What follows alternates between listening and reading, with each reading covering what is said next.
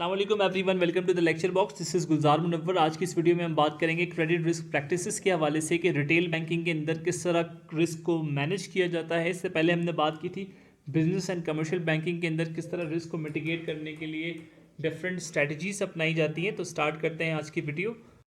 Risk management की अगर हम बात करें रिटेल बैंकिंग लेवल के ऊपर, तो रिटेल बैंकिंग के अंदर थोड़ा सा डिफरेंट क्राइटेरिया है, डिफरेंट सिचुएशन है, क्योंकि यहाँ पे रिटेल बैंकिंग से मुराद आप लोग समझ गए होंगे होपफुली। मेरी इस पे भी वीडियो अवेलेबल है, रिटेल बैंकिंग और कमर्शियल बैंकिंग का डिफरेंस आपको मिल जाएगा। बेसिकली रिटेल बैंकिंग क्या है कि आप जो ब्रांचेस के अंदर बेच रहे होते हैं किसी इंडिविजुअल बंदे को, लाइक आप गाड़ी बेच रहे हो, घर बेच रहे हो, एटीएम कार्ड बेच रहे हो, ठीक है, आप बैंक के डिफरेंट और प्रोडक्ट्स बेच रहे होते हैं जिसमें मुसावमा फाइनेंसिंग हो जाती है, आप बाइक बेच रहे हो, आप कोई पॉलिसी बेच रहे हैं, तो ये सारी जो है वो रिटेल बैंकिंग का हिस्सा है। अब रिटेल बैंकिंग के अंदर रिस्क हो सकता है भाई, क्यों नहीं हो सकता।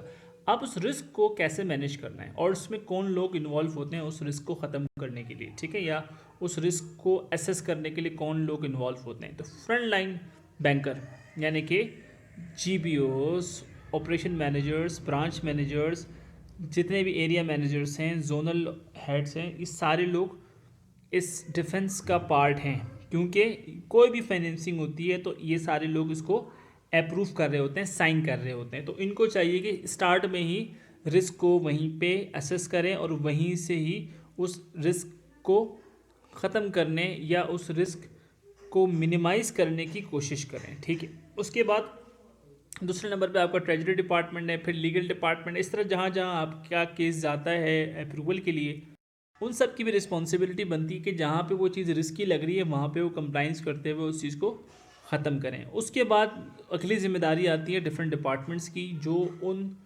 इन चीज़ों से ताल्लुक़ रखते हैं, जैसे पॉलिसीज़ एंड प्रोसीजर वाले हैं जो कि आपको SOPs बता रहे होते हैं, इंटरनल ऑडिट है, क्रेडिट को अप्रूव करने वाले लैंडिंग यूनिट से आपका ग्रुप, लीगल ग्रुप जो है यानी कि लीगल डिपार्टमेंट जो है, और आपका ऑपरेशनल रिस्क यानी कि कंप्लाइंस वगैरह, ये सब लोग इसमें इन्वॉल्व होते हैं, जिनको चाहिए कि अपने ब्रांचेस के अंदर जो डिफरेंट केसेस चल रहे हैं उनको टाइम टू टाइम जो है वो चेक करते रहें, ताकि उन्हें पता हो कि भाई कहाँ पे क्या प्रॉब्लम्स आ रही हैं और उन जो प्रॉब्लम्स उन्हें फेस हुई हैं उसको सामने रखते हुए अपने SOPs के अंदर इम्प्रूवमेंट लाएँ। फिर उसके बाद थर्ड नंबर पे आपके बोर्ड ऑफ डायरेक्टर्स हैं, एक्सटर्नल ऑडिटर्स हैं, फाइनेंशियल सर्विस अथॉरिटीज़ है, गवर्नमेंट है, लेजिस्लेशन है।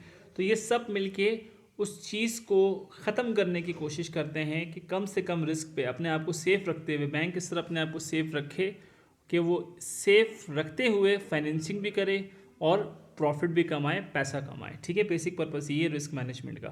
अच्छा, अब इस रिस्क को किस तरह से मैनेज किया जाता है, किस तरह इसको ओवरव्यू किया जाता है। तो भाई हर डिपार्टमेंट के अंदर एक छोटी सी रिस्क की कमेटी होती है।